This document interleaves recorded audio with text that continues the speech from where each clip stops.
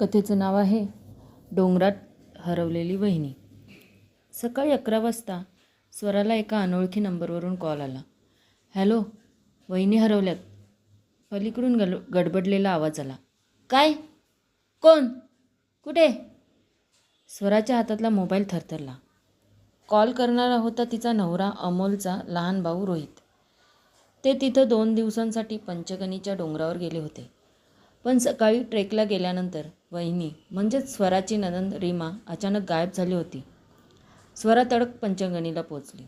हॉटेलवाल्याने सांगितलं, साहेब, मॅडम आणि रोहित सकाळी 7ला गेले होते डोंगरावर.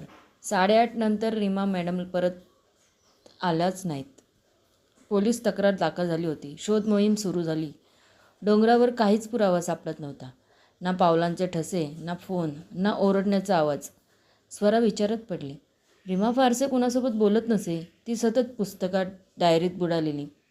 डोंगरावर गेल्यावर अशी कशी हरवू शकते? हॉटेलच्या रूममध्ये स्वराला रीमाची डायरी सापडली. शेवटच्या पानावर लिहिलं होतं, माझ्या आयुष्यातील एक गोष्ट अजूनही कोणालाच माहीत नाही.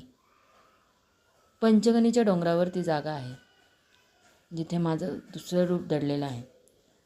स्वराच्या डोक्यात 100 प्रश्न फिरू लागले. दुसरं रूप? कोणतं रूप? आणि ती जागा कोणती? पुढील दिवशी स्वरा स्वतः डोंगरावर गेली. रीमाच्या डायरीत दक्षिणेकडील जुनं झाड असा उल्लेख केला होता. तिने ते झाड शोधलं. झाडाच्या मुळाशी थोडीशी भेग होती आणि भेगेतून एक लाकडी दार उघडता येण्यासारखं वाटत होतं. स्वराने दोन्ही हाताने ते दार ओढलं.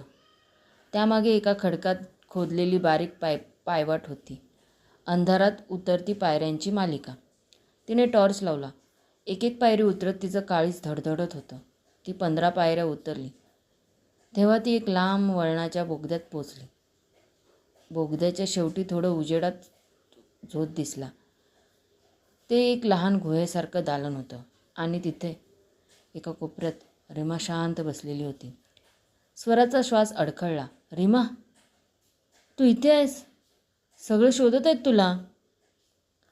पण रीमाने काहीच प्रतिक्रिया दिली नाही. तिचे डोळे खोल, ओले आणि भावनाहीन होते.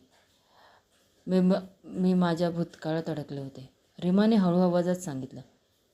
इथे मी लपले कारण मला माझा गुन्हा कबूल करायचा होता. स्वरा गांगरली. गुन्हा? काय म्हणतेस तू? रीमाने सांगितलं. 6 वर्षापूर्वी मी इथेच आले होते एका व्यक्तीसोबत, आदित्य नावाचा मुलगा. मी त्याच्यावर प्रेम केलं होतं, पण तो लग्नानंतर माझा छळ करू लागला. शेवटी इथे ट्रेक दरम्यान मी त्याच्याशी भांडले आणि एका झटापटीत तो दरीत पडला. म्हणजे तू त्याला ढकललं? नाही, पण मी मदत केली नाही. मी घाबरले आणि पलटून पळाले. तो जिवंत होता की नाही आजवर कधीच कुणाला सांगितलं नाही. स्वराने तिचा हात धरला. रीमा, हे फार गंभीर आहे, पण तू त्यावेळी घाबरली होतीस. त्याचा अर्थ असा नाही की तू निर्दोष नाहीस, पण स्वतःला शिक्षा देऊन काही मिळणार नाही.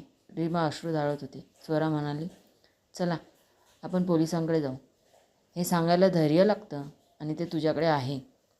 पोलीस चौकशीनंतर आदित्यचा मृतदेह एका दरीत सापडला, सडलेल्या अवस्थेत, हाडांचे अवशेष.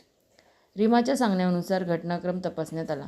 कोर्टाने तिला मजुरी न करता मदत न केल्याचा अपराध या अंतर्गत शिक्षा दिली. 6 महिन्यांनी सुधारगृह शिक्षण सेवा. 6 महिने नंतर रीमा घरी परतली. स्वराने तिला मिठी मारली. तू परतलीस म्हणजे खूप काही जिंकला आहेस. रीमाच्या डोळ्यात आता आत्मविश्वास होता. ती म्हणाली, कधी कधी सत्याची कबुलीच सगळ्यात मोठं स्वातंत्र्य असतं. कथेची शिकवण. भूतकाळात दडलेल्या सावल्यांना नाकारण्यापेक्षा त्यांना सामोरं जाणं हीच खरी ताकद आहे. माझी कथा जर तुम्हाला आवडली असेल तर माझ्या चॅनेलला सबस्क्राईब करा, लाईक करा आणि कमेंट करा. पुन्हा भेटूया नवीन कथेसह. धन्यवाद.